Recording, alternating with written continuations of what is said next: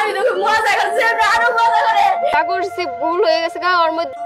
রাতে স্ত্রীর সাথে পর স্ত্রীকে খাটের সাথে বেঁধে রেখে স্বামী যেভাবে ছিল তার বর্ণনা দিতে গিয়ে আসল তথ্য ফাঁক হলো সেই স্ত্রী। প্রিয় দর্শক, সেদিন আসলে কি ঘটেছিল সেই ঘটনা নিয়ে আজকে বিস্তারিত আলোচনা করব। চলুন দর্শক সম্পূর্ণ ভিডিওটি দেখি। কল দিছে কেন আর তুমি ওরে কল দাও, তখন হৃদয় ছিল না আমার সিমটা পাল্টে দিছে, ওর সাথে কোনো মোহনার সাথে কোনো কথা বলবা না। পরে এখন যদি কথা না বলতো তখন তো জোর করে বলা যায় না।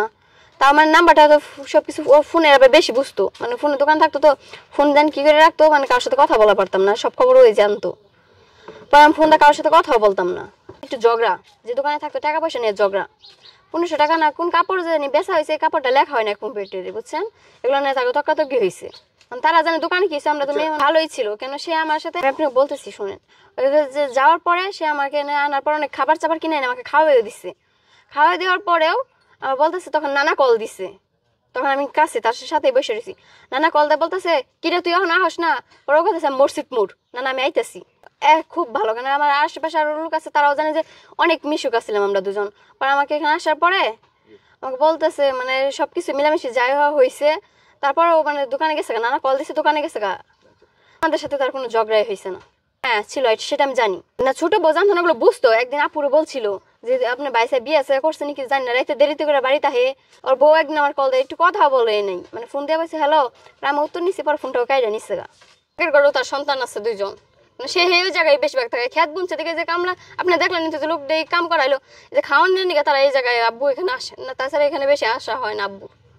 না নিলাম, আমার নিজের একটা চাকরি করা লাগবো, কি আমার একটা বাঁচতেছে, ওর তো মাও নাই বাবা নাই, ওরা তো আমার পালা লাগবো। কেন হৃদয় আমি বলছিলাম তখন আমার তুমি যদি আমার বাস্তির খরচ দিতে পারো আমি তোমার কাছে বিয়ে বসবো, আমি যেটা বলছি। আমি তোমার কাছে বিয়ে বললাম, আমার বাস্তি রেখে দেখবো, আমার মা তো দেখছো নি কিরকম, আর আমার মারও তো আমি এই বয়স চাকরি করবার জীবনও দিব না।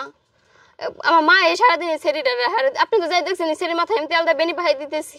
ওরা মানে আমি বলতে আমার কাছে কেউ নাই না। ও বলছে যে আমাকে হুমকি দিচ্ছে, তার একটা বাচ্চার দরকার, আর কিছু না, মানে তার একটা বাচ্চা হইলে দুনিয়াতে কিছু লাগতো না। আমার কাছে 2-3 দিন আসিল। হ্যাঁ ও রাতে থাকবে কাদুর করে, আপনি ওরা জিজ্ঞেস করেন, ওরা টুকটাক যা খরচ লাগে ওরা সবই দিত, কাপড় চোপড় থেকে যা লাগে সবই দেওয়া হইতো। আর ও চাচুর তার কিচ্ছু বুঝতো না, মানে আমি যে পোলা বানো মজা টজা কিনা দিত, সবকিছু ওর মধ্যে পেশা ছিল।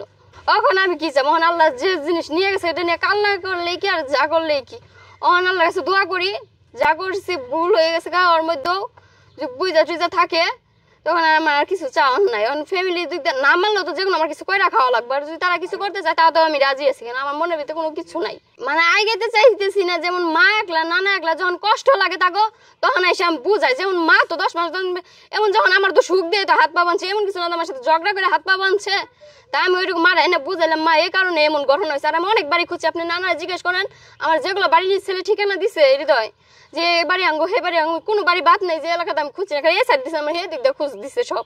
আমার আব্বুর এনে পলাই বলে অনেক খুঁজছি, যখন আমি বাড়িতে আইছি যখন লাঞ্চে খাইবার গেছি এই দিক দিয়ে কোনো বাড়ি নেই যে খুঁজা বাদ রয়েছি, কোনো দিক দিয়ে মিলে না ওর বাড়ি, ও যেভাবে ঠিকানা দেয় মিলে না। একদিন নানাও আমাকে দেখছে যে রিস্কায় আমার এদিক দিয়ে উঠেছে, পর নানা জিজ্ঞাসা করছে কিরে হৃদয় কারে উঠিয়ে দিলি সকাল সকাল, মানে বাড়িতে মানে গেতেছে উঠিয়ে দিতেছে মসজিদ মোড় থেকে।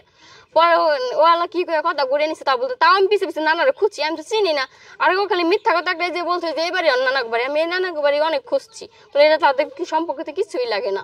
মা বাপ তো দেখছি নাকি আব্বু আলাদা বিয়ে করে থাকে, যেমন আমার বাস্তি আছে আমার মা আছে, কেন তাদের তো আমার দেখে রাখতে হবে না, রাখলে তো নিজের খরচটা তার কেউ দিয়ে যাইবো না। আমারে চাকরি এলাকাতে যদি খুঁজতেছি, কেন কাগজপাতি তো সবার কাছে আমি বলছি, আব্বু কইছি না জন্মের কাগজপাতি ফটোকপি উনিছিল, আসলটা উনিছিল কইছে ফটোকপি দেবো, এগুলো আমার এখনো কিচ্ছুই দিচ্ছে না, তাহলে আমার ঘরে ফটোকপিটা পাইছি আর আইডেন্টি কার্ডের ফটোকপি পাইছি, আসলগুলো এগুলো আমি এখনো পাইছি। ক্লাস 6 তুমকা পড়ালেখা করছিলাম, পরে আব্বু বিয়ে করে গেছিল গা, তখন আর পড়াইছিল না, মা ভাই বোনের রেখে চাকরি করতো।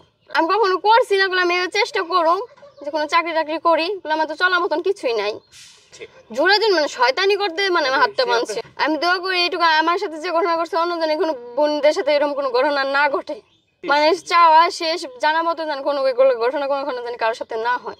সেও মরছে, আমার তিলে তিলে মেরে হয়ে গেছে। আমি টুকটাক কালকে এখান থেকে গেছি, টুকটাক আমার এলাকা মাইছে টুকটাক যাই হোক সবাই কম কথা, আমারও এমন কষ্ট লাগছে, মানে আমি মরে গেলে তাই কি আমার বাঁচতে রেখে দেখবে।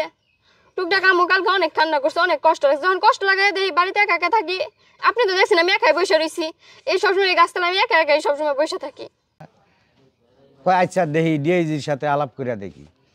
থানা থেকে বললো স্তব্ধ কি বলার মতন আমার মুখে না না ভাই আমার সাথে আর কোনো কিছু শেয়ার হয়নি। আর দাদা যদি এটি জানতাম অবশ্যই আমার ওই একই প্রশ্ন, আপনাদের মতন আমার ওই একই প্রশ্ন, এই বয়সে ওই কেন সুসাইড করলো, কি দুঃখে, টাকার দুঃখে না বিয়ে আরও করবো, তো ওই আমাদের সাথেই বলতো, কিন্তু তাও না। মানে ভাই মনের তো বুঝাইতে না, ওই যখন মারা গেছে গা, এখন তো ভাই আমরা এইটার আর লইয়া কি করবো, এরপরে মাটি সাটি দিয়া লাইছি, এই পর্যন্তই আমরা। যদি আমার কোনো ঘটনা শেয়ার করেন, হৃদয়ের সাথে আমার 2 বছর ধরে কোনো কথাও হয় না। আসেই নাই বাড়িতে, ওই যে বাড়ি গেছে আর এখানে আসেও নাই।